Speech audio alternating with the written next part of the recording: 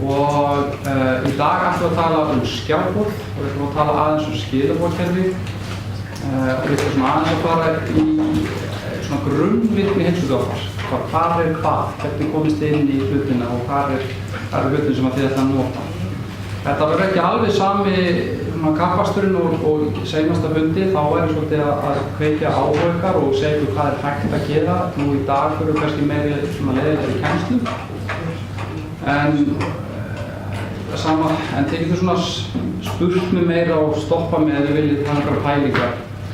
Og ég biðst innilega afsökunar með matinn. Það var alltaf hugmynd að þið fengið hádegismatina en bara þetta klikkaði þannig þetta sinn. Ég tek það á mig og skal passa upp á það að verði matur næst.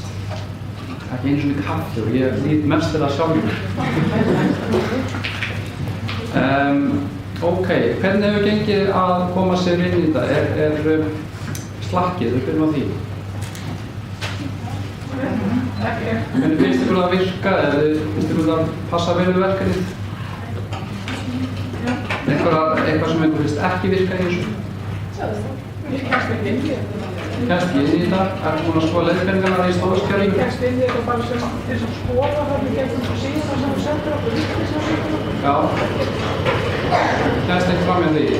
Það virkar þannig að þú ferð inn á lík sem að segir þér ég skal bara fara inn og sem inkognito. Inkognito er svona að opna í Chrome á þess að vera einskóla. Þá veit hún ekkert hver ég þá er ég ekki að fara inn á mínu geimli eða Google account. Þá fer ég hérna og fer inn á skrána síðuna. Þá kemur þessi síða sem þú ert vant að tala Það eina sem þú þarf að gera það er að setja inn netfangið, stafina inn í netfanginu, landsbyrjar netfanginu, gera create account, þá færðu post á Landspítala inboxið og þar færðu link til að smella til að opna. Þannig að hún er bara staðfest að þú sért inn á Landspítalans. Þá ertu komin inn á slakkið. Inn á slakkinu gæti líka verið að þið hefur ekki farið inn á rásina. Ég sakna ennþá svolítið að fólki inn á ON almennt. Það er 110 mast núna, við erum 140-50 í hópnum. Til þess að komast inn á rásina þá farið smeltið hérna á channels, þá sjáum við allar rásina sem er í gangi. Það er auðvitað að leita og finna rásir. Og svo getið þið sem eruð inn á rásinu þegar, þið getið invite á, með þið skrifið inn á invite og það er að bjóða röfnum hérna.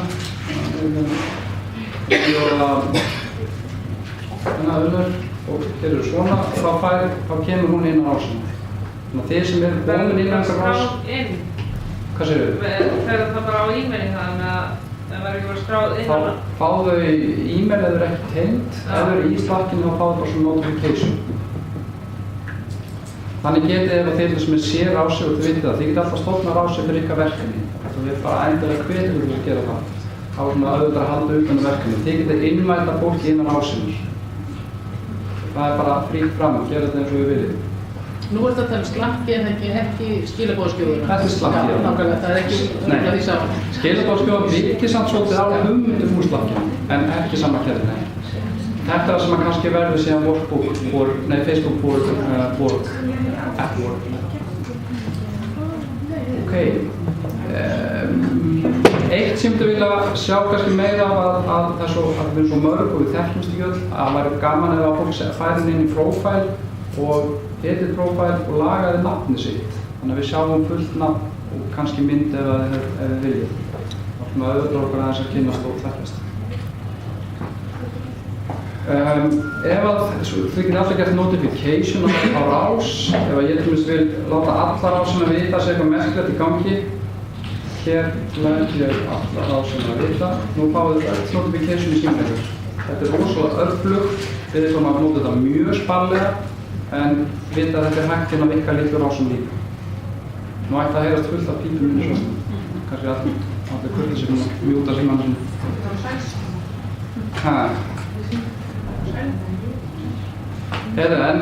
þetta er tónlist þarna sem að slakka í mann, einhver hefur sagt eitthvað það sem ég leita ég bara fer í search. Já. Það er langt best. Það er líka hægt, einmitt. Það er að leita alveg endalaust. Það tala minna.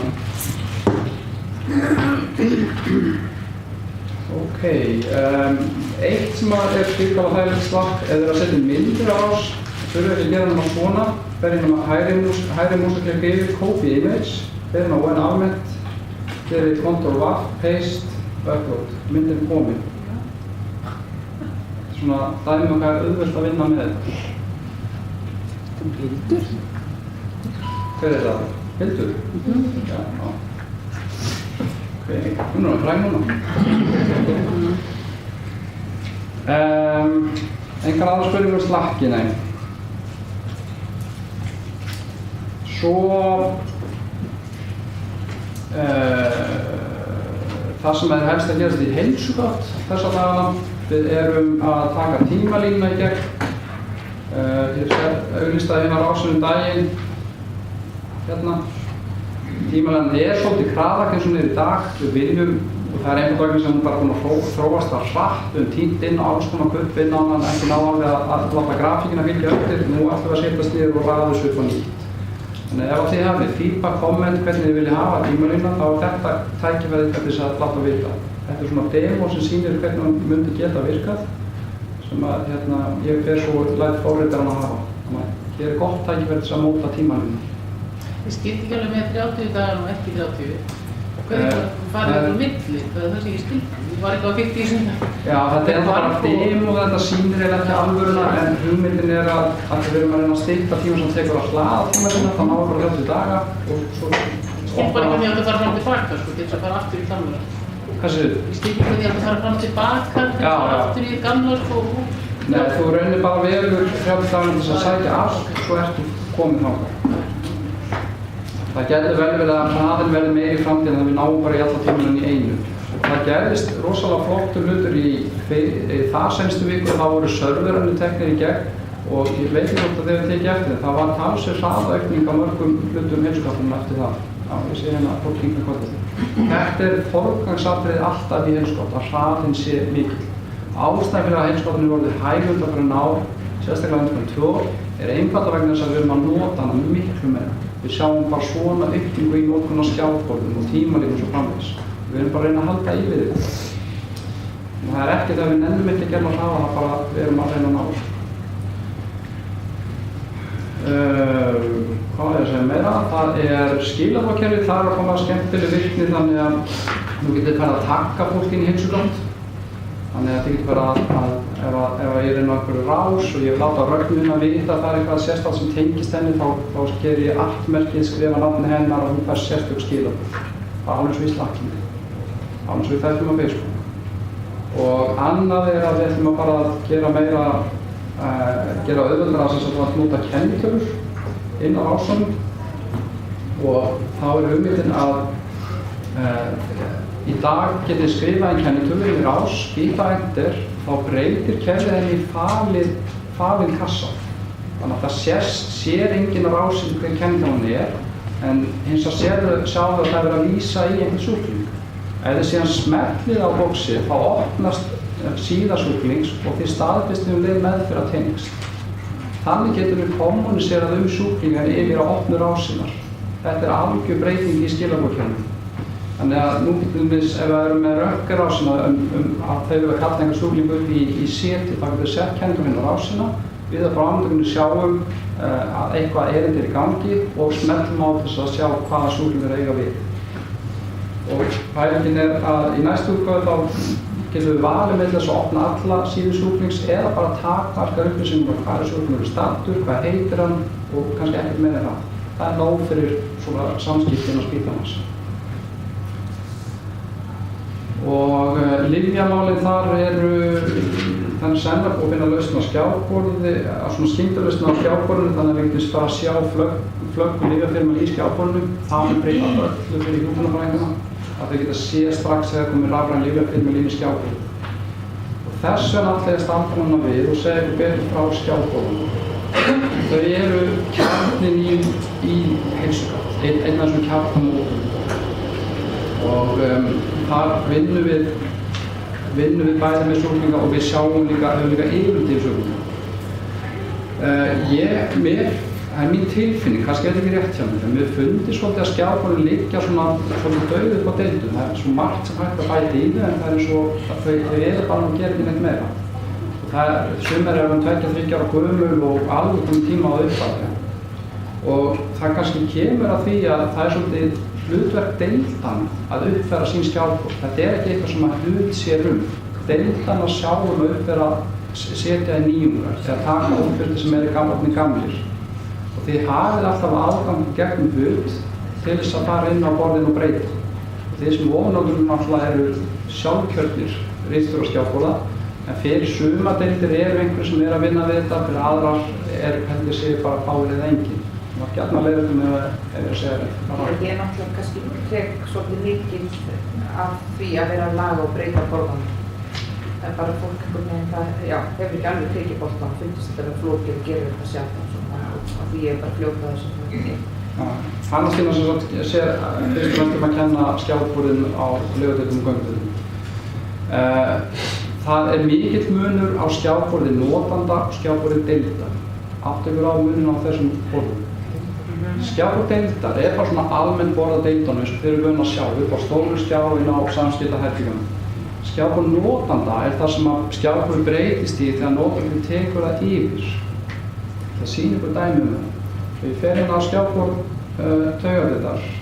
Birgit, það er að spyrja, var ekki lifandi síða sem er feitað yfir?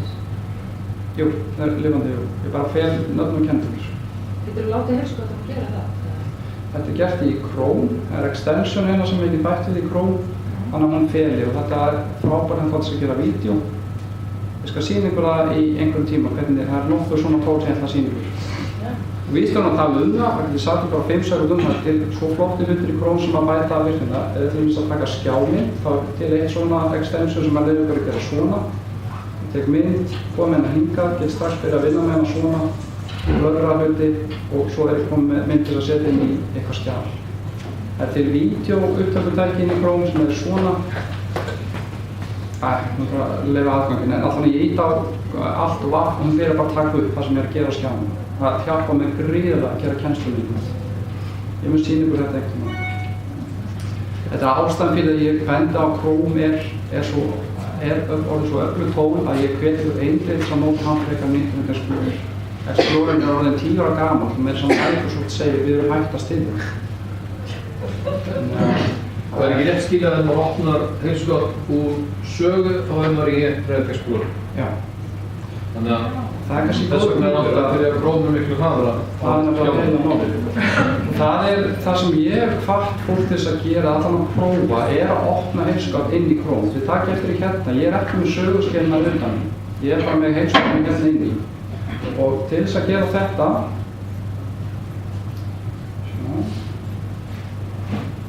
þá hafið ég allt sem ég segi núna er líka leiðbeinum. Þið er ekki að missa neinn þegar þið hafið leiðbeinum. Farið á heilsugott.ellsá.is, það er slóðin. Ef þið reyna inn á neti í landsbyrnast, þá hafið þessa slóð alltaf aðgengilega. Ef þið eru vilt í slóðinni, þá farið inn á innravef. Hérna uppi stendur heilsugott, smeltið þar, þá eru komin inn á einsgangar gluggann. Þið notið sama aðgangu í sögunni. Þá eru komin inn í heilsugott í Chrome. Hvað langt nátt við getum lokað okkur að heilsugott? Hvað sem er? Það er verkefni sem gengur út að gera þessa netfanga aðgang, þessa rafræn skilríki og það liggur upp á borðið framkvæmdastjórnar eins og Við erum að ýta í forgang vegna þess að þá fáum við náttúrulega stofurdæknana og alls konar möguleikar eins og að þú getur tengst betur heima hjá þér með öðrum hætti. Fjallumlega út erlendi, svo verður að kíkja eitthvað erlendi þegar þú getur tengst þar, svo lengi sem öll er aðra skilð. Það er stutt í það. En ég vil ekki segja þennan tíma þá var ég... En það er hægt ekki með ljóran í dag þegar maður vil ljóra það? Já, hægt en ljóra, hann er frekar hægvirkur, leðurur, en það er hægt í dag.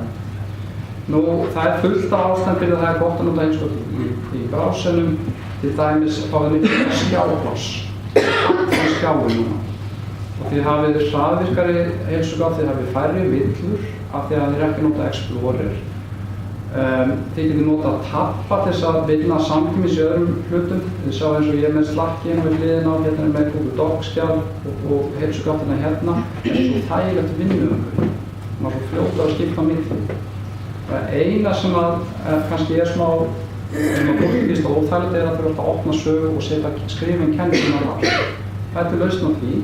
Var að koma inn í seinustu viku, nú get ég ekki sýnt ykkur af því að það er blöðrað, en hérna á bakvið sjáu er svona lítill takki sem stendur á afrita kenndum. Ef ég ít á hann, þá er hann komin í minnið.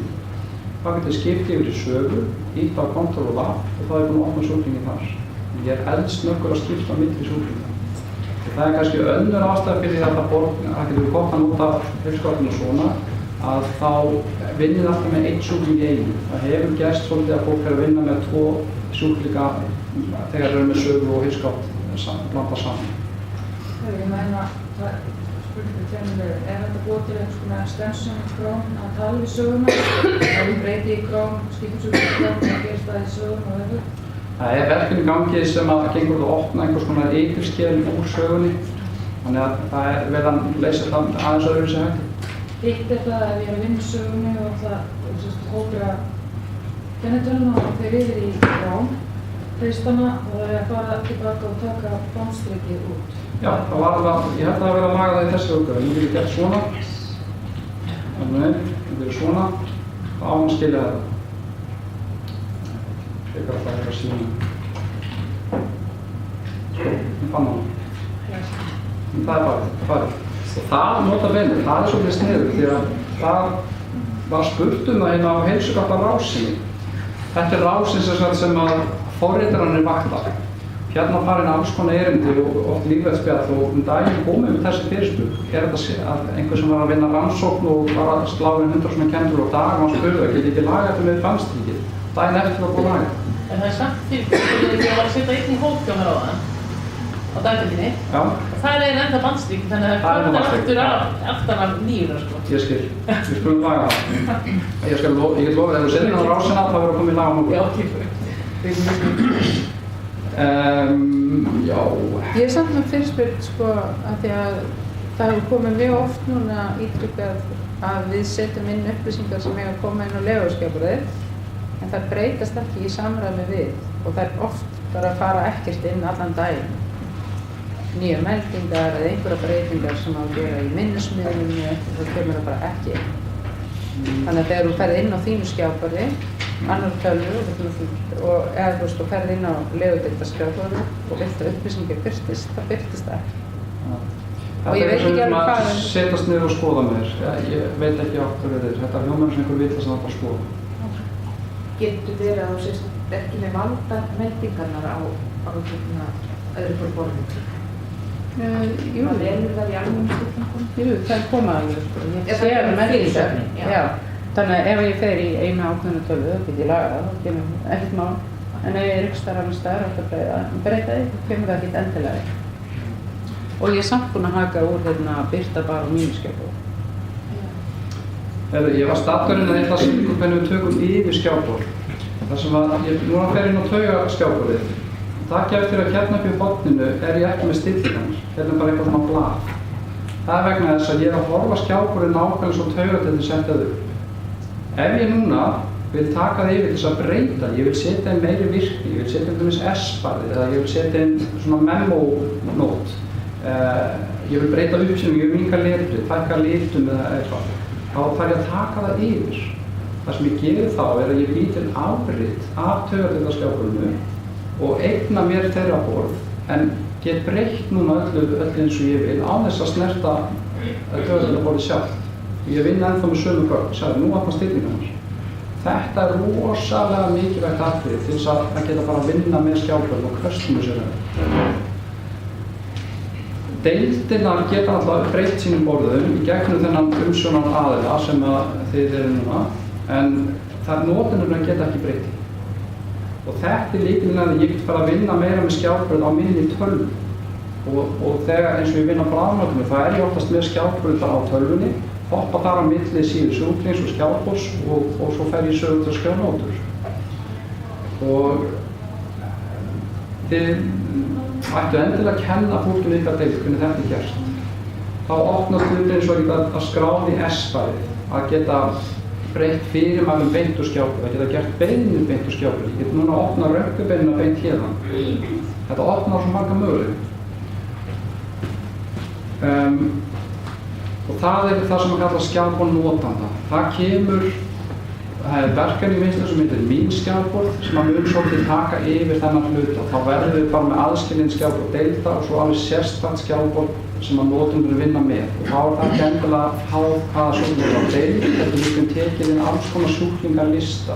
Það getur verið einhver teymi, eins og verkjateymi kannski með einhver sjúklingar sem að fæðaldast. Eða við erum einhverja sjúklingar sem að koma bara á göngudeildinni í dag. Eða við erum með sjúklingar sem að áttu að klára læknabréf fyrir. Það bara með sérstakt skjálborð sem að við röðum inn á daginn og höldum utan þessa hópa. Ég held að þetta geti eitt alls konar Excel-listum sem er verið að nota á spítalanum í dag. Rauninni getið þið strax í dag byrjað að skoða þessa hópa. Það pælingin sem það í framtíðinni, þá fari hópanir inn á þetta mitt skjálborð. Nú eru hópanir frekar einfaldir, ég hef bara nafn og smá lýsingur og hvenær ég skráði viðkomandi í hópinn. En þá myndi sjá fyrir mig heilt skjálborð þar sem hópurinn er birtur á, með rannsóknarniðurstöðum, með seinustu nótum, með beiðnakerfinu, með rafrænum fyrirmælum. En hópanir verður kjarninn í því og þess vegna er gott að vita hvað hópanir eru. Þeir eru hérna inn á síðu starfsmanns, þar sem ég smelli hérna á nafnið mitt, þá opnast hópanir hér og þar hef ég þessa hópa sem ég er núna að fylgjast með. Ég er hérna með einhver athyglisverð tilfelli. Ég er með tilfelli sem ég ætla að skoða með röntgenlækni. Ég er með tilfelli þar sem ég panta einhver rannsóknir og ætla að passa að ég gleymi ekki að fylgjast með niðurstöðunni. Svo get ég deilt hópunum með öðrum. Þannig að ef ég til dæmis er ritar að halda utan einhver hóp, einhver læknabréfahóp, þá getur ritarinn deilt sem með lækninu sínum þessum hóp og þau vinna það saman með þetta alls og Excel-skjölunum, nema bara þetta er komið inn í heilsugáttinn. Hvernig saminast fólkið hópinn? Hvernig læti aðra koma?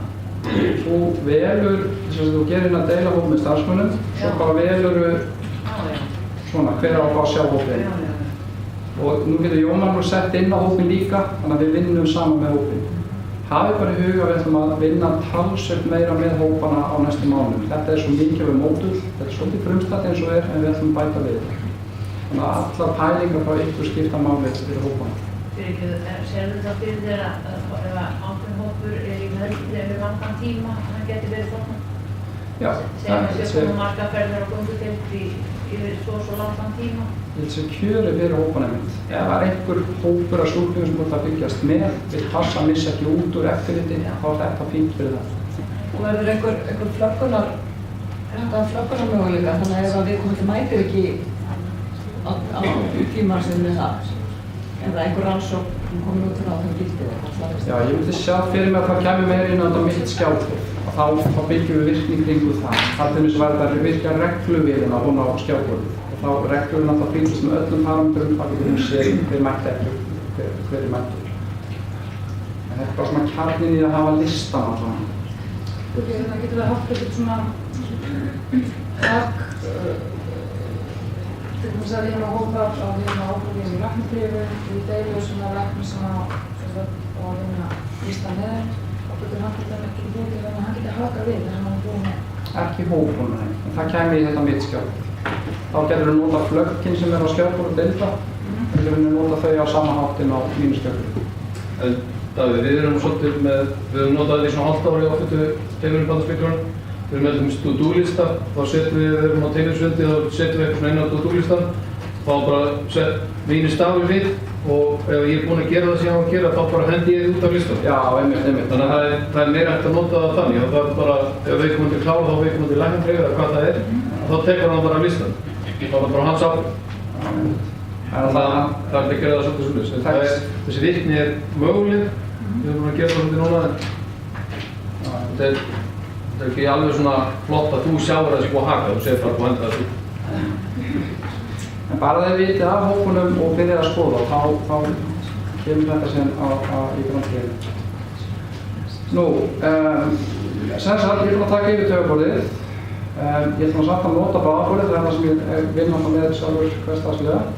Þegar ég kemst inn í stillingarna, þá vil ég bara breyta þessum þremur mikilvægum atriðum. Það eru almennar stillingar, Darkar, stílar og skilgreið.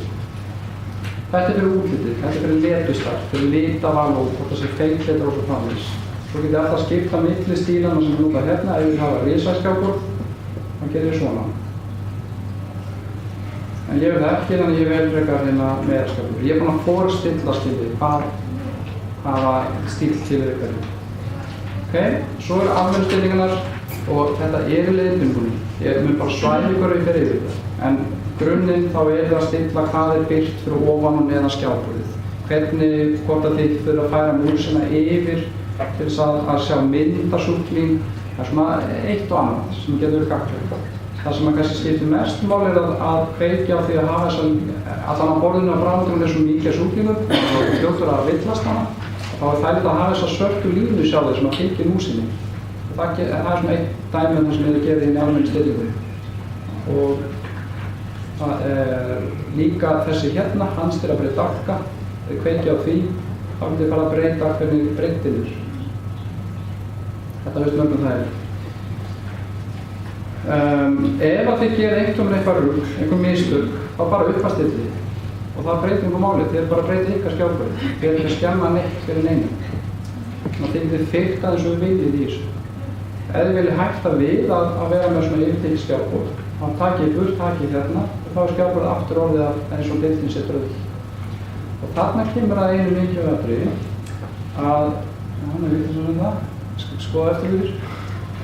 En hérna, þegar deildirnar uppfæra sín skjáborð, þá, og þeir með yfirtekið skjáborð, þá fáið þið ekki breytingar inn á það borð. Ef að til dæmis bráðanáttungar setur inn S-barið og þeir notendur sem verður með yfirtekið skjáborð, þeir fá það eftir S-bar, alltaf þeir eru með sitt eigin. Þetta er eina aðhastuna fyrir fólk að vinna meira mín skjáborð, þar sem við erum að hafa bara fasta dálka sem allir hafa og svo getur við bætt við ofan á það. Og það er svo erfitt að innleiða þegar við erum með þessi mín skjáborð. Við getum ekki innleitt S-barið almennilega, það er sumir misali. Og saman er að segja með lífsmörk. Og þá er ég svolítið komin að því að það eru nokkrir dálkar sem að þið þyrftuð endilega að setja inn á borðinu og deildunum ef þau ekki nú þegar komin. Fyrst og fremst er það lífsmörk. Það er eiginlega alveg magna hvað er mikið skjáborðum gangi ennþá sem lífsmörkin eru komin inn á. Það eru bráða legudeildarborðir með lífsmörk. Já, fullt af legudeildum eftir sem. Það náttúrulega eru að byggja hluti eins og stigurna. Hérna er stigur fyrir svona reiknar út njúskor og hann náttúrulega segja ykkur eftir, þannig að það blikkar rautt ef að súklingin er í hættu út af lífsmörkunum. Síðan get ég sem læknir geti farið hérna inn og breyti hversu oft á breyt að mæla lífsmörkin. Ég get sagt á 15 mínútna fresti eða 4 klukkna fresti. Það sem gerist þá er að lífsmörkin lýsa rauð þegar þau eru ekki mælt á þessum tiltekna tíma. Þetta segir sjúkraliðanum á deildinni eða hjúkrunarfræðinum að það eigi að skrá nýju lífsmörk hérna. Þetta er svo mikið öryggisættur. Þannig erum við að staðla eitthvað sem er eða svolítið bara random í dag. Það er svo mikilvægt að þið setjið þetta inn á skjáborð deildarinnar. Hvað er þessi svarti og guli fáni? Smitgat. Sækja það úr snjókortinu. Svo er hérna aðvörun og ofnæmi. Og ef sjúklingurinn er einangraður þá er það sérstakur reitur sem er hérna til valið aftur á einangram og þá verður línan gul. Ofan og líka gulum í dag, vanlega er það allt gultinn. Gulur er samt ekki tengdur við sögu, þannig að fólk sér ekki. Ef það er ekki snjókorni þá er það ekki í sögunni og þá þarf að taka fram sérstaklega. Þetta er dæmi upplýsingar sem eru bara tengda við skjáborð. Þau eru ekki skráð inn í sögunni. Til þess að breyta dálkunum, þá farið hérna í þessa varmynd. Það verður gaman að sjá hversu margir hafa komist svona langt. Ég er alltaf svolítið, ég stoppa svolítið á hvað það heita dálkarnir. Við segjum mér rosalega lítið svo. Við erum að laga það með að bæta aðeins upplýsingar. Þannig að þú sjáir hvað er að bæta inn í borðið. Það stendur på það.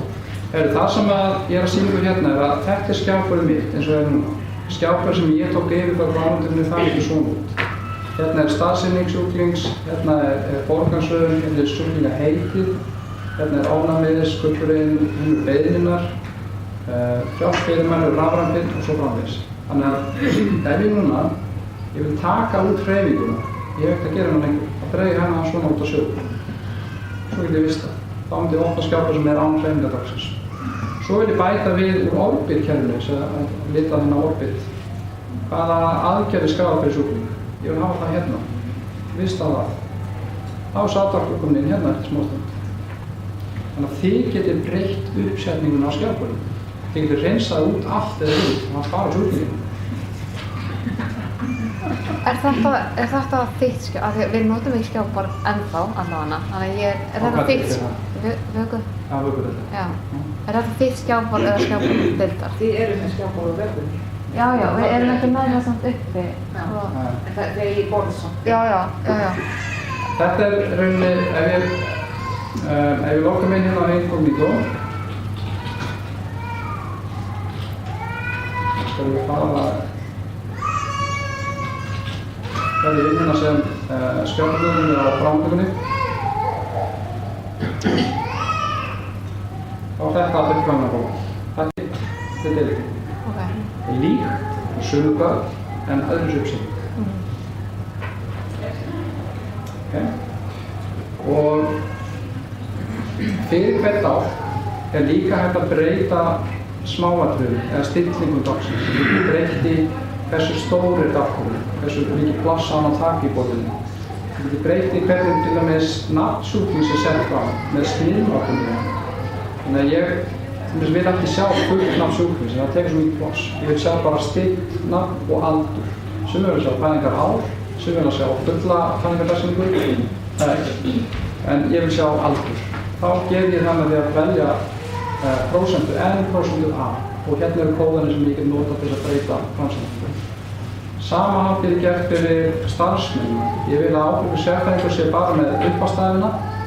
Ég þekki alltaf sérfræðingur sem er að vinna deildinni minn, það er engin breytileiki í því, þannig að ég þekki alveg hver EE er. Þá fyrir að minna pláss í borðinu, en fyrir læknuna sem er alltaf að breytast á hverju mánuði, þá vil ég sjá lengra á. Þá breyti ég því hérna í sniðmörnum. Bráðamóttakan og göngudeildirnar eru, við erum fram alla bráðamóttökur og göngudeildir, eru svolítið skrifin á undan með starfsmannina. Það er að segja við skráum miklu ítarlegar hvaða starfsmenn eru að sinna hverju sjúkling. Þess að við höfum ákveðna sérfræðing, lækni og hjúkrunarfræðing. Við höfum íhuga bætið sjúkraleg. Svo er hérna skráður hvaða læknir af lyflækningateyminu er að sinna sjúkling sem er einlægur. En á deildum eru upplýsingarnar sóttar úr lótum. Og svo er restin það ekki eftir með starfsmanni.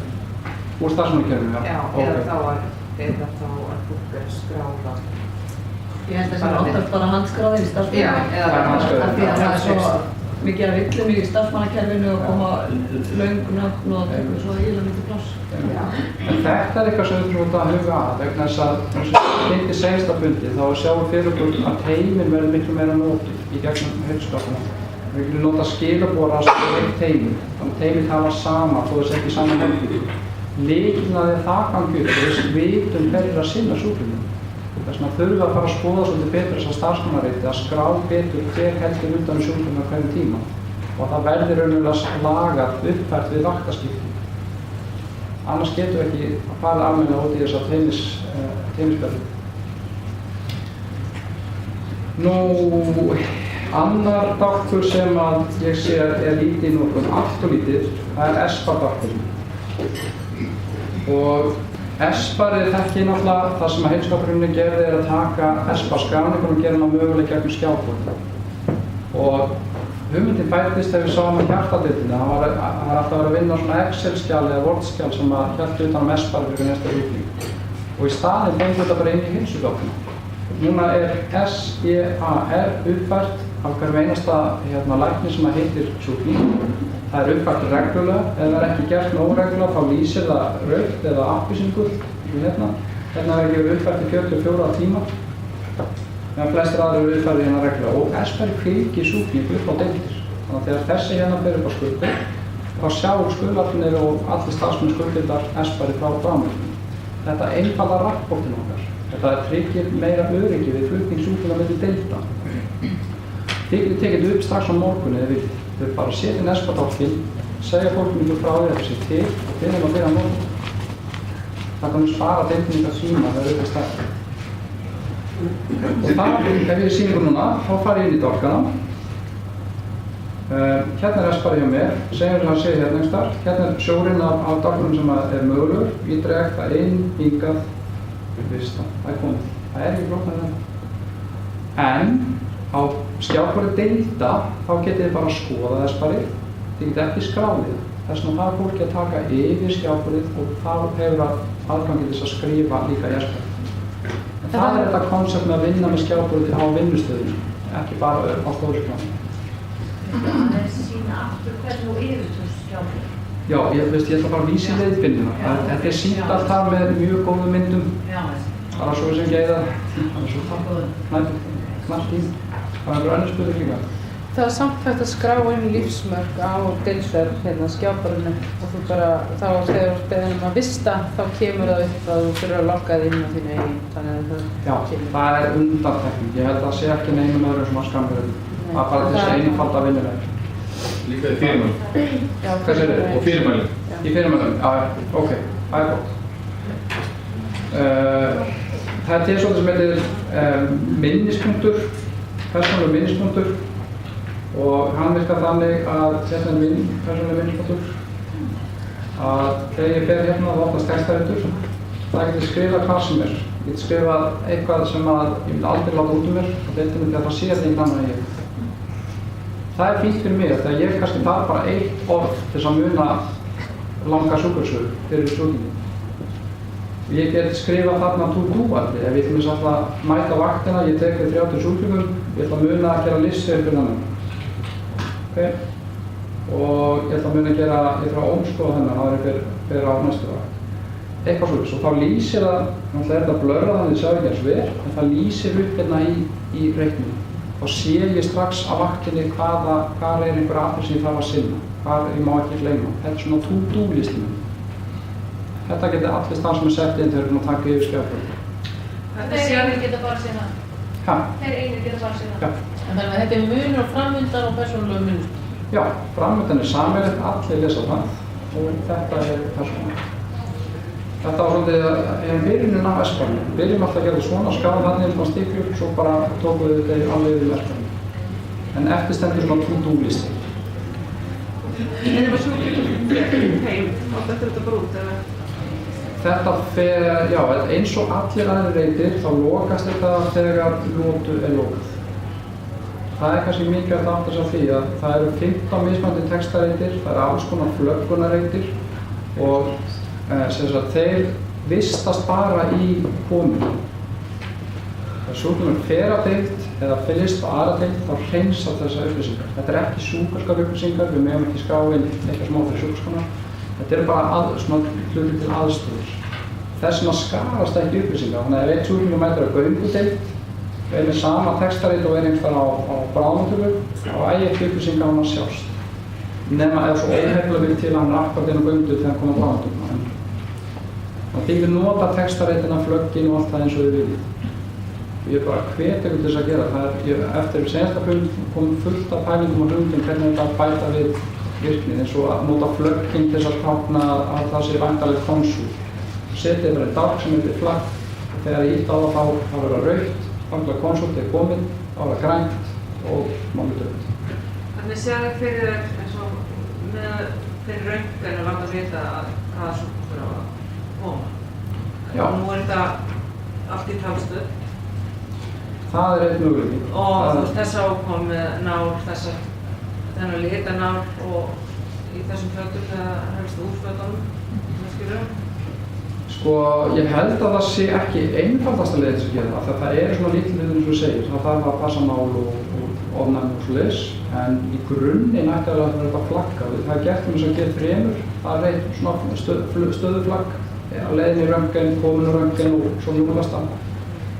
Fyrtið bara með þetta, prófið bara áfram, sjáðu hvert þið komist. En ég held samt að varðandi röntgenflutning að það verði best í skilabókinum og spjallar ásýning. Núna það er kenningunum búin að vera. En svo er líka til flögg á stofur, ekki bara sjúklingur, stofur og líka til bókan. Þannig að ef það er eitthvað sem þið viljið gera mjög sýnilegt varðandi stofuna sjálfa, ekki sjúklingi. Það þarf þrýma stofuna sérstaklega eða bara. Nú, ég næ ekki að fara yfir þetta allt á þessum tíma, en hafið hugleiðbyrjum, endilega. Ég uppfæra senast í morgun, þannig að það eru alveg up to date. Viljið smá pásu? Fáðu kaffi? Nei. Ekki eins og ég fæ kaffi, ég er sem vaktinn er. Viljið halda áfram? Hvernig maður gefur það halda áfram? Sorry. Þið þurftu búið til að fá kaffi. Já, kaffi næst. Kannski við því. Vil þú kannski bara segja þess frá Ljús Snús? Eða má ég spyrja eitthvað? Já.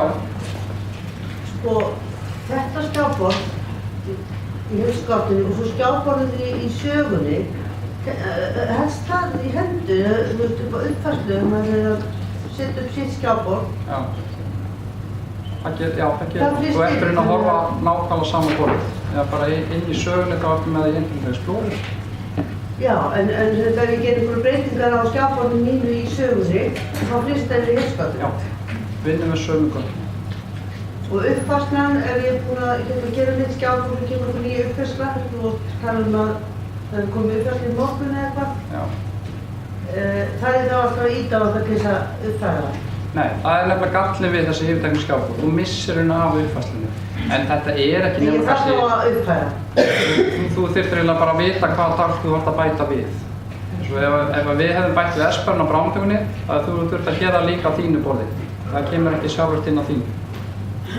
En hugsa ekki ómikið út í þetta að þetta verður list með mínu skjáborð. Það bara verða staðlega dálkar sem allir nota, það verður svona ríkisdálkar og svo getur þú bætt við þínu.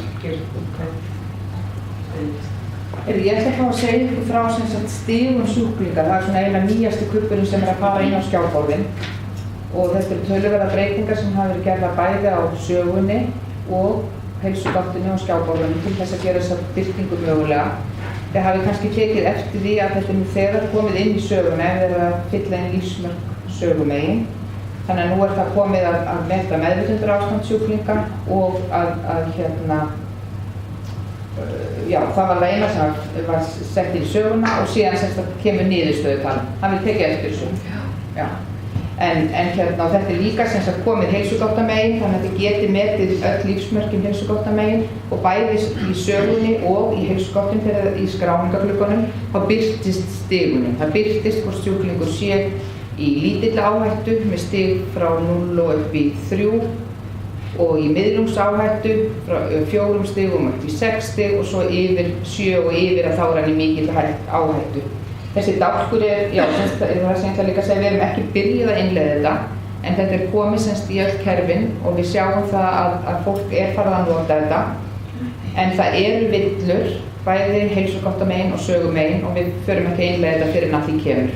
Þannig að það er ekki réttir útreikningar á bakvið. Já, gott að heyra það, við erum ekki að skilja þetta. Nei, þannig að við erum bara að prófa þetta og erum alveg bara alltaf að finna og reyna að leiðrétta þar sem að villurnar sem eru. Og til dæmis núna er ein villan sú, þess að ég með símanum því að ég er búin að vera í sambandi við forritarann eftir að kom, að stigunin birtist ekki hér með lit. Þið sjáu hér þetta ánáttúrulega að vera rautt, gult, grænt. Þannig að litirnir eru ekki réttir. En það sem líka hefur verið gert í tengslum við þessa innleiðingu, í tengslum við þessa þróun, er það að við erum búin að flytja miklu fleiri atriði inn í þessa birtingu í húðvörnum á lífsmarkadálkinu. Þannig að hér er komið af PU og þarna er komin líka súrefnisgjöfin og það var eitthvað annað sem var öndunin var þetta ekki. En það sem okkur finnst alveg ótrúlega skemmtilegt að sjá vegna þess að það hefur verið barátta hér á þessari stofnun í 20 ára að fá fólk á almennum deildum til að telja öndun. Leið og mettunarmælarnir komið þá fórum við bara alltaf að meta súrefnismettun og létum þar við sitja. Og það er náttúrulega kannski líka dálítið erfitt að telja öndun í fólki sem er bara vakandi og er að tala við mann og annað. Þannig að þetta eru dottir. En núna eftir þeir sem eru byrjaðir að nota þetta, að þá er bara fólk farið að telja öndunina. Þannig að við höldum kannski að núna takist okkur gott. En allavega, Þannig að þegar maður setur músin yfir þá fáum við öll gildin sem búa til þessa tölu hér. Og síðan það eina sem eftir stendur og við ætlum að byrja að innleiða þetta áður en að það kemur og það er það að þegar maður setur músina yfir tölurnar hérna að þá sjáum við trendin. Þannig að við sjáum síðustu 6 mælingurnar. Þannig að við sjáum hvort að sjúklingurinn er að versna, stiginn sé að hækka eða hvort hann sé bara eins eða hvort hann sé að lagast. Í tengslum við þessa innleiðingu þá höfum við látið gera app. Þannig ef þið er með Android síma þá getið þið farið í App Store og sótt ykkur þetta app sem heitir S-bar app LSH og þar inni stigunni. Þar byrjast stigunartafla sem að reiknast náttúrulega automatískt út í tölvukerfunum. Þið getið haft töfluna, það verða líka vasaspjöld og annað, en þið getið þá séð hvaða stig það eru sem sjúklingurinn er að fá.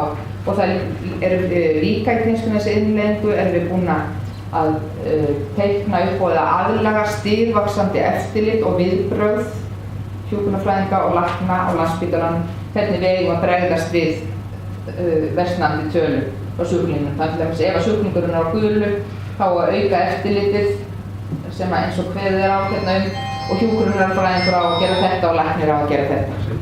Þetta er komið semst fyrir Android síma en kemur fljótlega líka fyrir iPhone og þá er þetta að sækja það. Fleira, Anna-María, vilt þú bæta ykkur við?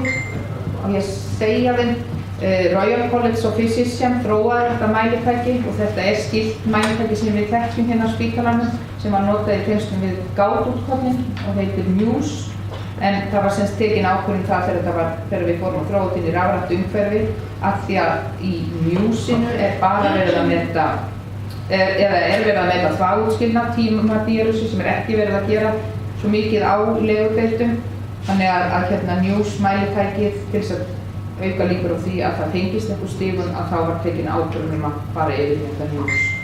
Þetta mælitæki notað öllum NHS-sjúkrahúsum í Bretlandi þannig að þetta er svona virkilega góð viðbót við öryggi sjúklinga, viljum við meina. Ég ætla ekki að segja meira nema ef þið hafið einhverja spurningar. Þetta með að breyta skjáborði deildarinnar, hver gerir það? Gætum við gert það? Þið getið gert það. Getum við bætt inn einhverju? Og svo getið þið fengið aðstoð, getið haft samband við ykkur dæmis. En er þetta ákveður sem á að vera annað lífsmörkin inn á skjáborði deildar? Það verið svona þennt kannski annars vegar að reyna að hafa það pínu einsleitt þannig að þetta var ekki alveg svart og hvítt það sem verið að mjög deilda og svo hins vegar það að koma til móts við þarfir það bara eins og þú þekkir að þá hefur það algjörlega verið þrautin þýndu því að í öllum innleiðingum á öllum borðum bæði legudeildum, göngu og dagdeildum að þá hef ég kennt fólki á borðin þannig að fólk getur þá verið eitthvað sjálfstæðara þó það kannski hafi ekki gengið nægilega vel að láta fólk taka boltann en samt sem áður að við ákveðum í upphafi að það átti að vera svona hálfgert ríkisskjábor það áttu allir að vera með ofnæmi, aðvaranir, smitgátt lífsmörkin eftir að þau komu fyrir mælinn og núna stigurina eða allan þess að skilgreindu þessar bráðadeildir en fólk er mjög upptekið af því að hafa nöfnin á starfsfólkinu og við höfum alltaf sagt það er ekki öryggisatriði að vita hverjir ætla að sinna sjúklingum í dag. Ekki, já það er gott að fá þessar upplýsingar ef þú vilt spyrja, kemur inn á deild og veist ekki hvað hjúkrunarfræðingur er með sjúklingin en ok, þannig að við sögðum ok, ef þið þurfið þess virkilega hafið þá nöfnin á starfsfólkinu sem lengst hérna til hægri allt sem við kemur sjúklingnum og öryggi hans hérna meira til vinstri en við af því að við líka kennum fólki, af því við viljum að fólk sé sjálfstætt í skjáborðunum og þá hefur það bara gert að breyta þessu. Leðum maður að fara þá færi það bara nöfnin sína alveg bara nöfnin á sjúklingum. Og þannig að við erum ægilega í kastist, við vorum á tímabili með eina deild hérna þá vorum við eiginlega að mæla hvað liði margar mínútur frá því að við fórum og þannig að þau vorum búin að breyta því aftur. Síðan er annað atriði, við erum með lit á skjáborðunum sem eiga alertera og eiga að segja okkur það er eitthvað sem við þurfum eitthvað varðandi öryggi sjúklingana þannig að rauður, gulur og grænn litur að við eigum hvergi að sjá það á litum á starfsfólki en það var bara deildir sem Davíð var að sýna upp núna aðan taugalækningadeildir þau nota alveg rauða og græna litin, alveg sko mjög stíft og það sjúklingarnir allir litaðir, starfsfólkið litað með þessum rauð og græn litum. Og þá segir það sér alveg satt og þá falla þessi litir dálítið í skuggan fyrir því þegar þeir detta bara þarna inn. Getur kannski sýnt þetta. Kannski eftir að að setja saman með kennsluprógrammið og það kannski kemur þá meira svona formið hvernig á að setja skjábor á Landspítalann.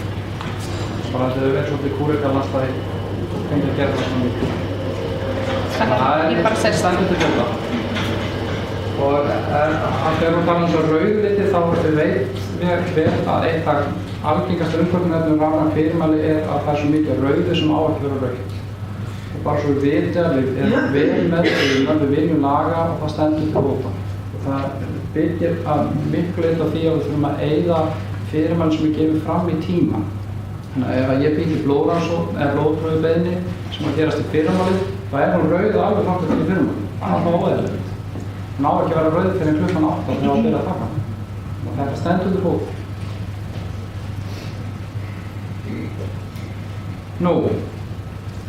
Ég ætla að tala sem aðeins skilaboðakerfið og kannski áður fer í það ætla að staldra við hérna á símaskránni.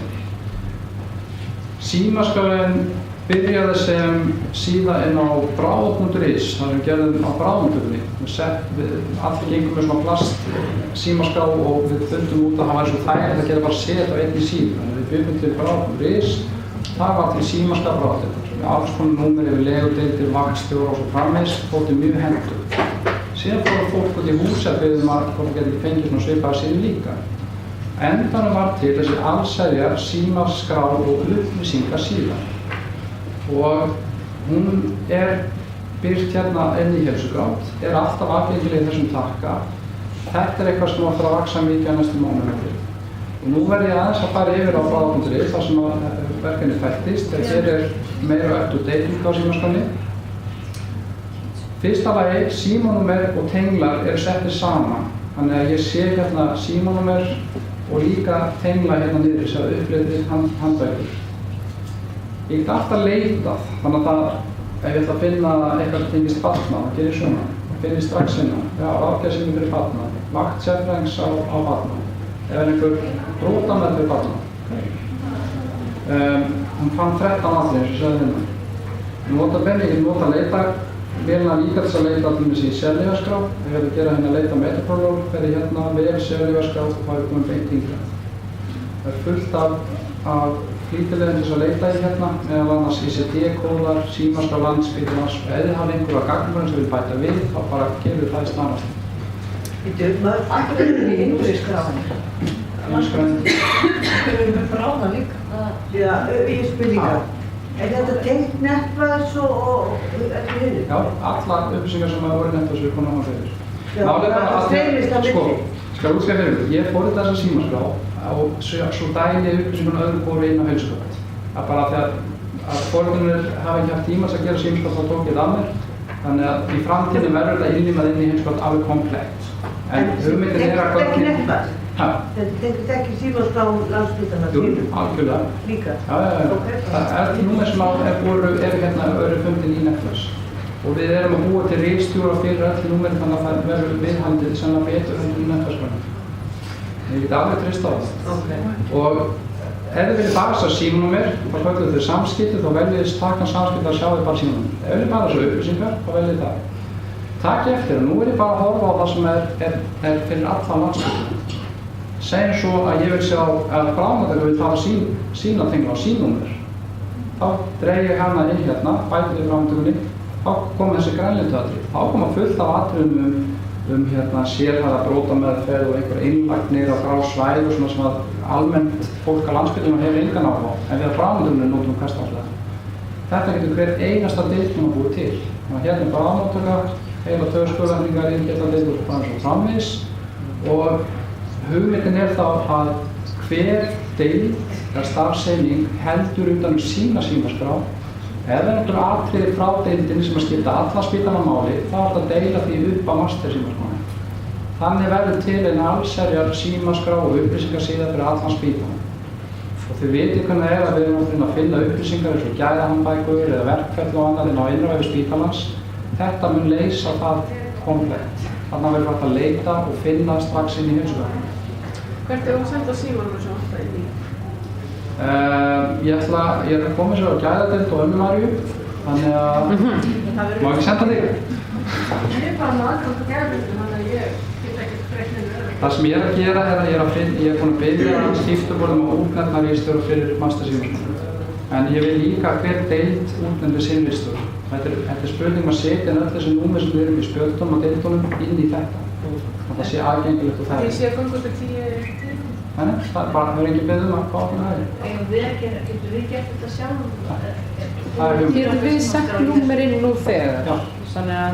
Já, ef þú beðum aðgang, þá skal ég senda aðgang tilbaka. Þá fyrir ekki. Og þetta er mánuð sem þetta byrja, þetta er á frumstigi en það er hugmyndin. Aðgang og getum búið til síðuskrána. Og þetta er Getur þú fyrir með öllunarlatsi sem eru á vakt í dag? Já.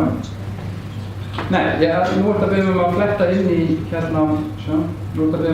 inn í Netbæs símaskrána sjálfa. Ég hef ekki aðgang þangað inn. Ok, þú getur það ekki hér. Ég gert svona sög, þá fæ ég ráðbyrð sérfræðinga, öldru, ég smelt á líkin. Nei, það er símanúmer, það er bara símanúmer. Já, þetta er alveg.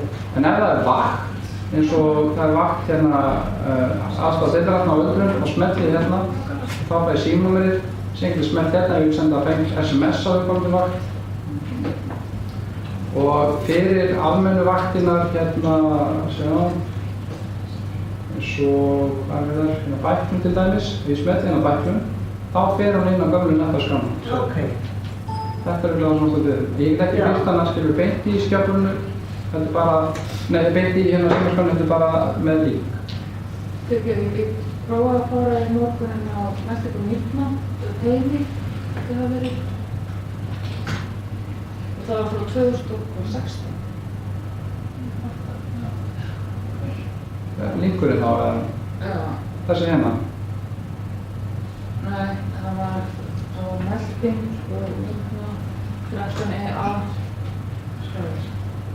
Það er búið að laga núna, ég fekk póst þetta. En þetta er einmitt málið, þetta er inn á bráð.is núna, svo sendi ég það inn á heimskátt á vikufrestu. Og þetta kemur bráðum inn á heimskátt. Og svo endanum fyrir það. Af hverju væri að segja þetta? Jú, vegna þess að hérna inn á þessari síðu eru leiðbeiningar á heimskátt. Og þið ætla að nota það mikið, þannig að það er gott fyrir ykkur að vita hvernig komist inn á fljóðlega. Inn á leiðbeiningunum eru öll þessi atriði sem ég var að tala skjáborðin, almenni atriði, eskari, stakkar og fínstillingar, skjáborð, brandug og gömulilla. Og svo er ég að búa til núna nýtt skjal sem er heilsugæsla fyrir byrjendur og hugmyndin er að þið getur sendt það á alla sem er að byrja að vinna á deildunum. Og þá getur það svona sett sig inn í hvað heilsugæsla er, hvernig það virkar og komist fljótt inn í það. Við sjáum að við notum hreyfimyndir. Hvað er þetta flott hreyfimyndir? En þetta var ekki lengur á innri síðunni, þú sækir það þarna. Það er þenn á Innri síðunni, það er líka þar. Þetta er útsýðin líka. Þetta er í þetta sögur líka. Sammenningur. Maður getur skoða þetta heima. Já, svo tek ég þennan líka heim, sendi ykkur hann í postinu og skoða þetta heim. Þetta er Google Docs, notabene. Ég ætla að segja ykkur frá því sérstaklega í þessum tíma. Það er snill. Það er svona, ég myndi svona hægt að anda, ég hef ekki Google Docs líka. Það er til mörg önnur samkvæmdgóði Google Docs er eitt af þessu sem byggjar á konceptum að nota skýið. Það bara einfalda lífið bara svo mikið að þið gerðu anda mikið og það. Heyrðu, þá er það skilaboðakerfið og ég ætla bara að koma stutt inn á, við erum að vera um tíma. Skilaboðakerfið er innbyggt í þennan takka. Þið sjáum við rásina fyrst. Þau eru opna rásir. Þetta er búið til rás fyrir allt. Þannig þar er ég ekki að kenna mikið um það að þetta er svo líkt slakk. Rásir er það sem allir geta notað. Tökum heilsuháttarásina sem dæmi. Þannig er fullt af fólki búið að skrifa inn á hana, spyrja spurningar, borgarinn svara beint og ég fæ blikk hérna þegar eitthvað nýtt er að gerast á heilsuháttarásinu vegna þess að ég er búinn að velja, ég er búinn að stjörnumerkja heilsuháttarásinu. Ég valdi að gerast áskrifandi að þessari rás. Þess vegna fæ ég skilaboð hingað. Svo núna það sem að koma í seinstu útgáfu er að nú getur einhver byrjað að tagga mig, þannig að einhver skrifar hérna Davíð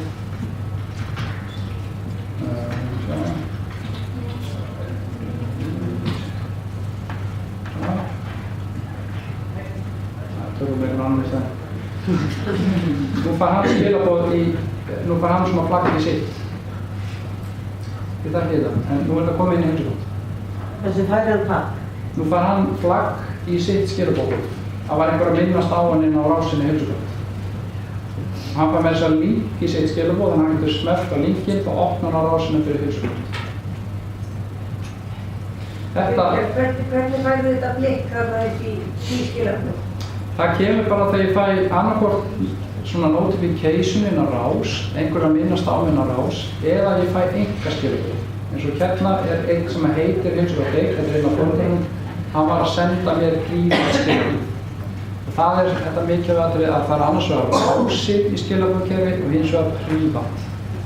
Það er ólíkt hvernig við vinnum með það. En á prívati tölum við tvö saman, engin annar sér þau samskipti. Við getum rætt allt á milli himins og jarðar. Vonandi flest sjúklingamál. En rásinnar eru opnar, það getur allur spítalinn séð rás. Það er ekki aðgengilega þannig að það tekur, þú þarf að finna rásina ef þú þarf að fara inn á hana, en allur spítalinn notar rásinnar inn. Og hver deild hefur sína rás. Þannig að segja svo að taugadeild alltaf núna byrja að nota rásina sína, þá gerir það gæðan að fara inn í leitina og opna skjálfursrásina hérna. Hún er tóm, þegar enginn er búinn að nota hana. En hún er, eins og allar deildarásir, tengd inn á skjáborðið. Þegar ég opna hérna skjáborðstöðuðar, þá sjáum við takkan hérna spjallrás. Þetta er flýtileg til þess að opna spjallrásdeildarinnar. Og þegar eitthvað gerist á spjallrásdeildarinnar, þá lýsir þetta rautt í skjáborðinu.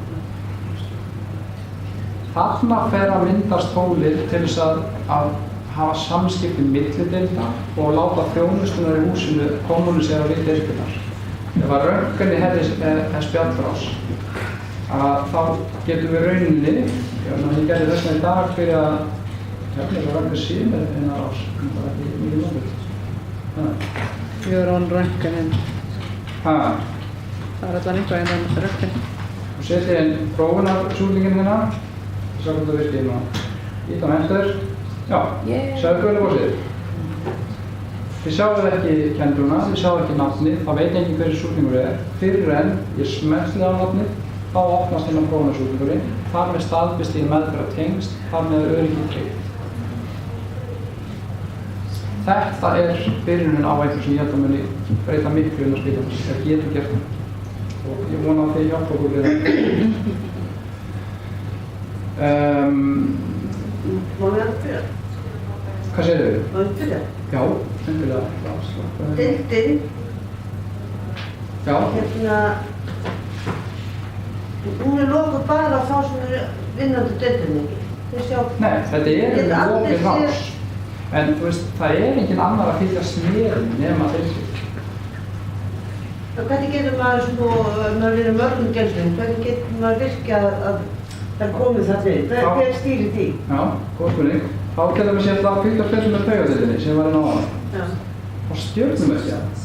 Já, það toppar niður. Það var hún orðin eina deildunum sem ég vakta hérna í mínum deildunum. Já, ok. Hérna sér. Það er tenging. Og þannig getur þið fylgst með ákveðnum deildum. En ef einhver sendir taggari, einhver notar nafnið Hlíf inn í rásinu, þá myndur þú fá samt skilaboð, þó setja eftir að fylgjast með henni. Persónulegt skilaboð í? Já. Ég hef ekki mikið tíma en í stuttumáli sagt erum við að gera líka þannig að við erum að tengja vaktsíma við skilaboðkerfið. Það hefur verið hægt hingað til að haka við hérna á SMS ef ég fæ einhver skilaboð. Það sem gerist þá er að ef ég er skráður inn í vinnustund, þar sem ég er að vinna, og ég fæ einhver skilaboð, það kemur SMS sem segir þú átt ný skilaboð heilsugöld. Það sem að vakt sem við bæta við að við vitum að fyrir hverja deild eru fastir símar. Eins og hjartadeild þá eru þeir símir fyrir hvert teymi. Ég get gert það þannig að þegar ég sendi skilaboð á einhvern sem einhver starfsmann, að þá í staðinn fyrir að fara á starfsmanni þá færi það beint á vakt sína. Þannig tryggjum við svolítið samfellu. Þannig að ég get sendur náðins að hafa hugmyndum að hvort að hver á teyminu, hver á teymisvaktinni, það sendur bara skilaboð á teymi sína. Þetta er svolítið byrjunin á þessu sem ég sýndi ykkur seinast með mér. Það geta sendt beint á vaktþjónustur. Og það er fullt spennandi að gerast í skilaboðunum. Þetta verður miklu meira en pítsusett. Og það er spennandi hlutir. En infrastruktúr til þess að leggja grunninn að það tekið að fara að nota það. Það er að byrja að taka yfir skjáborðin, að setja upp skjáborðin, að kynna fólki fyrir skilaboðkerfinu og læra vel á skilaboðkerfinu, fylgjast með því, skoða leikfinninnar, skoða fréttatilkynningar frá okkur. Þetta er að detta inn á næstu mánuði. Það gæti gert það ef allt gengur vel. Og eins og ég sagði seinast, við getum alltaf haft samband við heilsugæsluna gegnum skilaboðkerfið. Allar ytri stofnanir sem hafa aðgang að sögu geta lesið skilaboð. En veistu hvað heimahjúkrun komnir? Nei, ég held nefnilega að heimahjúkrun sé ekki tengd með herkjum. Getur þið út af hverju? Það er að landlæknis smá. Þú veit hvað góða skilningar á þessu? Ég held að sé vegna þess að við hérna innan hús aksenturum ekki varnir með þeim, endurkynna þeim, þannig að við hefum ekki viljað hleypa þeim inn í okkar borg.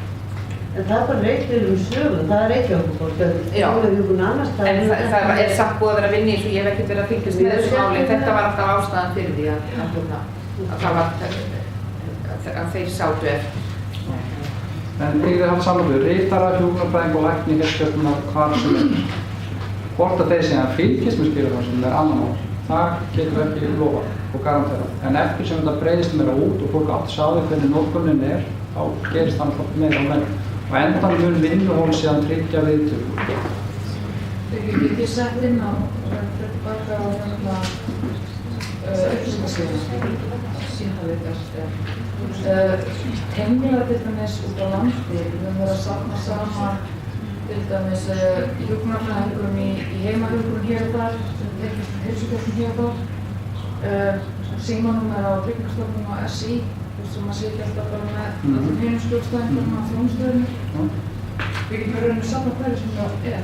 Bara fullkomin lausn til þess að setja það. Og þetta er bara tengla, þannig að þetta er bara url. Það getur vísað á hvað sem er, hvaða upplýsingar sem er. Eins og við vísum mikið inn í gæðahandbókina á Landsbókina. Gæðahandbókina er bara svo stór að við getum ekki linka inn á allt, en við veljum rjóman úr því þar sem að bæði það sem að allir landsbyggðar þarf að vita, eins og viðbragðsáætluninni, eða fyrir hverja deild með sértæk atriði. En það er undir ykkur komið, það er ritstjóri símaskrána að ákveða hvað fer inn á þessa síðu. Hérna í skilaboðkerfinu, þarna það gæti vel verið að þetta taki yfir slakkið á endanum, en ég veit það ekki, en það sem bætist við í slakki er þessu auðvelda leið að setja inn myndir og setja inn vídeo og setja inn skjöl og svona. Það er ýmislegt í slakkinu sem við munum saman aldrei taka yfir í heimskast, en hugmyndafræðin er eins. Er ekki hægt að búa til einn smakbröða slakk inn í heimskast? Spura að borga. Ég veit að það væri hægt sko, en það frekar að vera? Já, það er flókið. Ég held, við munum ná ansinn með skilaboðkerfi okkar. Það er bara stólið. Við erum alveg. Það er bara liturinn sem er öðruvísi hérna. Það eru brúnir. Og ég aðeins spyrja, varandi fræðslefni, náðu þínu fjárveg. Kemst inn í fræðslefni í gegnum þetta? Það segja það, eða er því opið?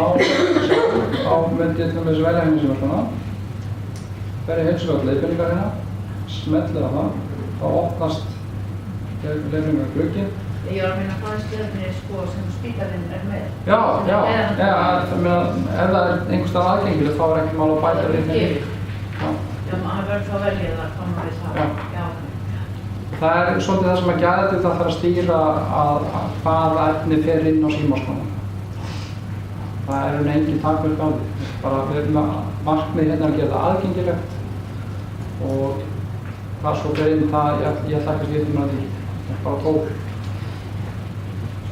Maður spyrir þetta Google Docs, þetta Slack, hver tengir því alveg? Ekki. Það er bara saman. Nei, Slackið spjallkerfi, Google Docs til þess að halda utan skjöl og skráð. En Slackið sérforrið? Alveg sérforrið. Það sem ég gerir hérna að ég set linka á Google Docs skjöl inn í Slackið og þau vinna svolítið saman. Slackið leitar til Google Docs skjöl og teiknar upp sérstakann hátt. Þetta alveg ólíkt kerfi. Hægt að hafa tvær mismunandi símaskránar hérna fyrir rönka en fyrir allt önnur á kvöldin, sko? Já.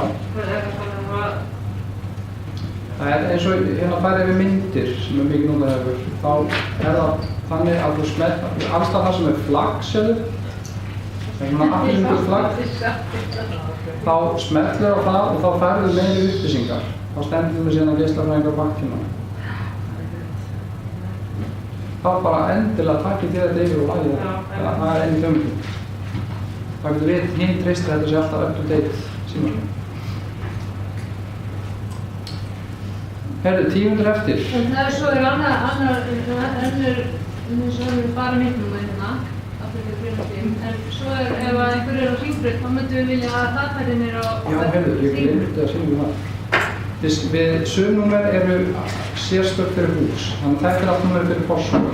Ef ég að vera hringbraut, þá skipti ég við svona, þá sé ég bara hringbrautahúsið. Og þetta er alveg betur gert en á lifandi síðunni, að þá, sem við velja hérna bráðangur, þá sjáum við vegur hún sér við forsvöld. Þegar við vinnum með forsvarsvaktinar. Ef ég fær hérna á hjartadeild, þá sjáum við vegur hún hringbrautahúsið. Það er fælmið. Ertu núna með hundsköttum? Nei, nú er einu af þessum bráðahúsins. Bráða? Geta allir farið inn með það? Maður veit allir. En ég held að hún er svolítið að missa hlutverkið sitt eftir að þetta kom inn í heimsóknina. Það er ekki svo mikið eftir.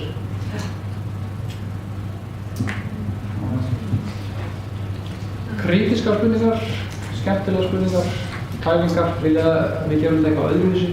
Er eitthvað sem að líkar illa eða líkar vel. Það er mjög Er það eitthvað sem getur það upp, það er ekki sem gráta þetta eins sem stefn sögum þetta? Það er fullt í sögunni sem við erum ekki komin inn á, en það er líka misjafnt eftir stéttum. Hjúkrunarfræðingarnir eru með talsvert meira eins og dagplön og hjúkrunarskráning og þess að það sem við erum að taka yfir hinskap. En fyrir mig sem lækni þá er stutt í að ég fara að vinna mest alla mína vinnu hinskap. Þetta er nútímalega viðmót, það er alveg. Ég kannski komið súrnusgóð. Símaskráin, getur bæðið að finna útgáfu og fyrstjáðu. Hvað sér þið er? Símaskráin á þessa. Getur bæðið að finna mína útgáfu, og sem ég kannski með Gensónúmer hennar mömmu og eitthvað, og svo á fyrstjáðu betra. Nei, ég er ekki búinn að gera neitt svona mín síða. Ég hef ekki gert það. Það er hægt, en það er ekki komið á. Er nú að fá þetta? Er eitthvað plan að geta verið með svona þurfti alltaf að kíka nýst á maður? Ég skal setja það baka verið. Það er ekki blóð. Er eitthvað plan að geta verið með deildar svona fréttasíðu inn á skjaldborðinu? Sko, mér langar rosalega að fá það inn í heimsókn. Bara til þess að, auglýsa að það komi nýtt gæðaskjál, við getum nálgast þetta að sleppa mörgum þessum e-mailum sem eru svona til upplýsingar. Akkurat. Já, alveg saman. En ég held að Facebook at Work taki það. Held það. Ef ekki þá bara gerum við þetta í heimsókn. Facebook at Work. Það er ekki gott að hafa allt á saman stað, þá getur það verið overloaded, sko.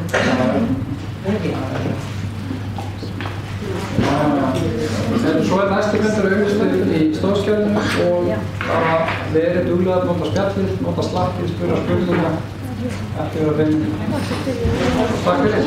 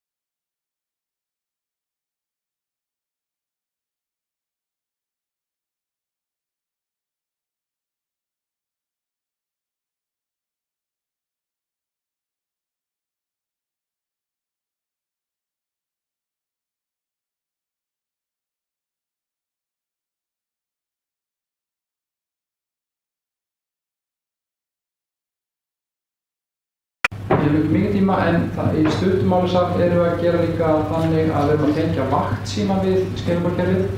Það hefur verið hægt hingað til að haka við hérna á SMS ef ég fæ einhver skilaboð. Það sem gerist þá er að ef ég er skráður inn í vinnustund, þar sem ég er að vinna, og ég fæ einhver skilaboð, það kemur SMS sem segir þú átt ný skilaboð hinskund. Það sem að vaktsíminn bæta við er að við vitum að fyrir hverja deild eru fastir símar. Eins og hjartadeild þá eru þeir símir fyrir hvert heimi.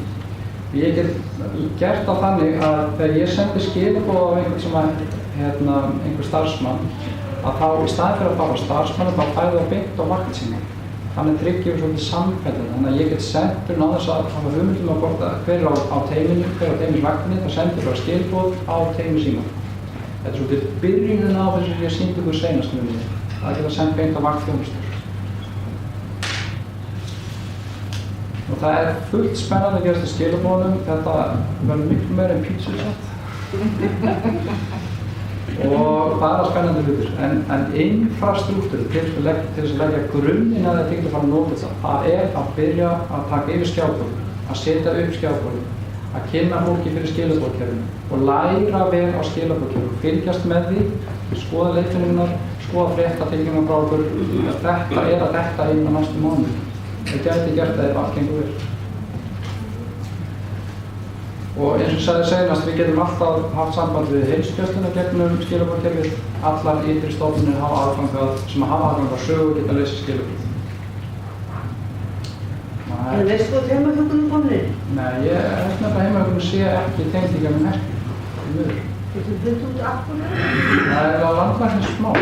Það er eitthvað góða skilningar á þessu. Ég held að sé vegna þess að við hérna innan hús accepterum ekki varnirna hjá þeim, endurkynna þeim, þannig að við höfum ekki viljað hleypa þeim inn í okkar borg. En það er bara Reykjavík sögum, það er Reykjavík, heimahjúkrun annars staðar. En það er samt búið að vera að vinna í þessu, ég hef ekkert verið að fylgjast með þessu máli, þetta var alltaf ástæðan fyrir því að þeir sátu eftir. En þið haft saman við ritara, hjúkrunarfræðing og lækni heilsugæslunnar hvar sem er. Hvort að þeir síðan fylgjast með skilaboðum er annan mál.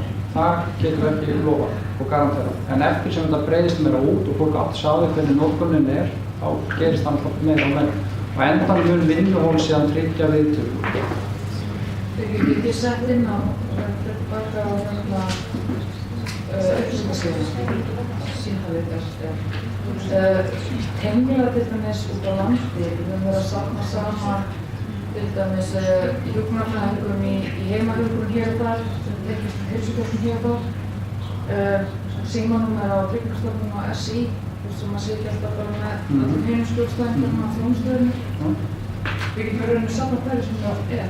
Bara fullkomin lausn til þess að setja það. Og þetta er bara tengla, þannig að þetta er bara url. Það er ekki tengt, þú getur vísað á hvað sem er, hvaða upplýsingar sem er. Þess að við vísum mikið inn í gæðahandbókina á Landsbókina.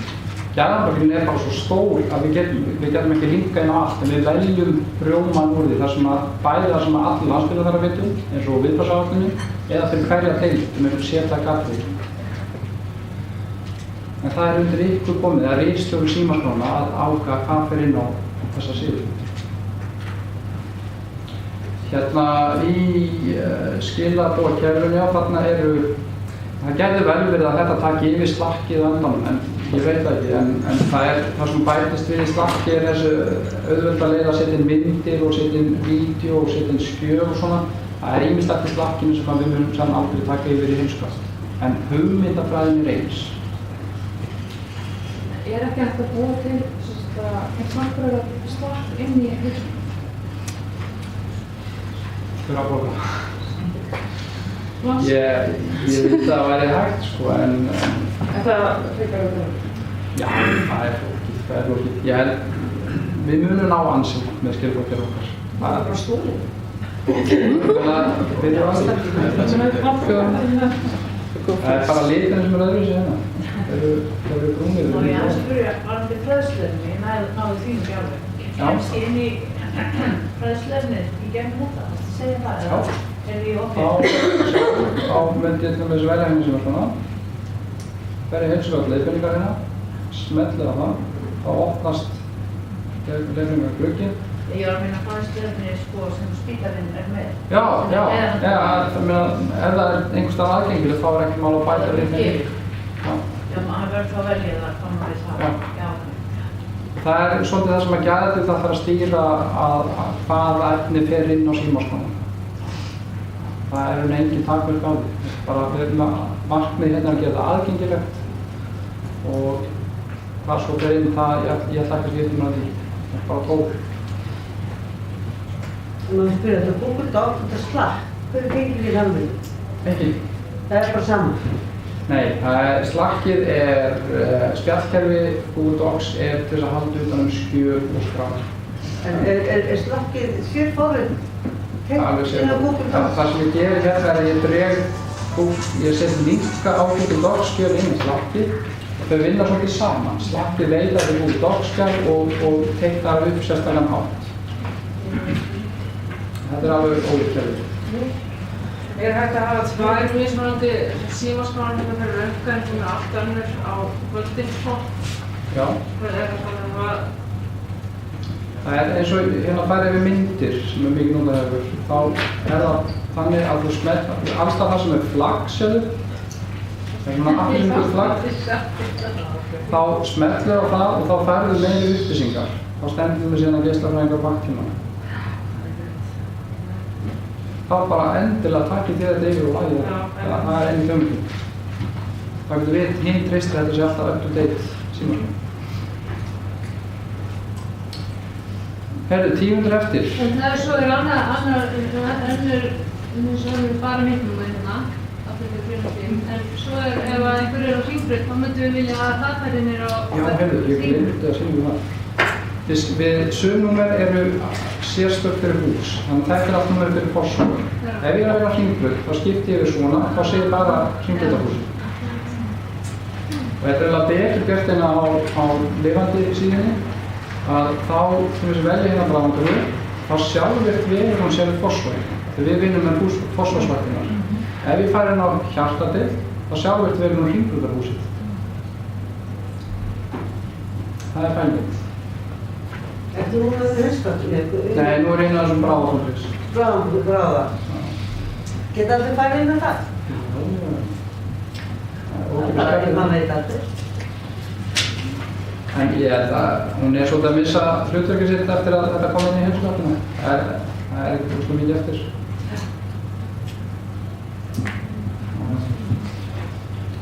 Krítískar spurningar, skemmtilegar spurningar, pælingar, vilja við gerum þetta eitthvað öðruvísi. Er eitthvað sem að líkar illa eða líkar vel.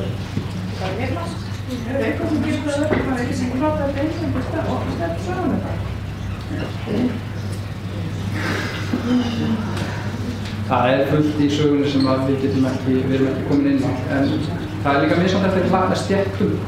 Hjúkrunarfræðingarnir eru með talsvert meira eins og dagplön og hjúkrunarskráning og þess að það sem við erum að taka yfir hins vegar. En fyrir mig sem lækni þá er stutt í að ég fara að vinna mest alla mína vinnu hins vegar. Já, það er þetta er nútímalega viðmót, það er alveg. Ég kannski kom súrnusgráð. Símaskráin, þetta er bæðið að fyrstnáttgáðu og fyrstnáttgáðu. Hvað sér þið er? Símaskráin á þessa. Þetta er bæðið að mína útgáðu, það sem ég kannski með gensónúmer hennar mönnumina og svo official deildar. Nei, ég er ekki búinn að gera neitt svona mín síða. Ég hef ekki gert það. Það er hægt, en það er ekki komið á. Er nú að fá þetta? Er eitthvað plan að geta verið með svona Þið þurftu alltaf að kíka nýst á maður og aðeins með allt. Ég skal setja það baka verið. Það er ekki blóð. Er eitthvað plan að geta verið með deildar svona fréttasíðu inn á skjaldborðinu? Sko, mér langar rosalega að fá það inn í heimsókn. Bara til þess að, þú veist, auðvísa að það komi ný gæðaskjálf, við getum nálgast þetta að sleppa mörgum þessum e-mailum sem er bara svona til upplýsingar. Akkurat. Ég er alveg saman. En ég held að Facebook at Work taki það. Held það. Ef ekki þá bara gerum við þetta í heimsókn. Facebook at Work. Það er ekki gott að hafa allt á sama stað, þá getur það að rugla. Overloaded, sko. Ekki? Það er svo Svo næsti fundur auðvitað í stóðskjálinu og bara verið duglega að nota spjallið, nota slappið, spyrja spurninga, ekki vera bein. Takk fyrir.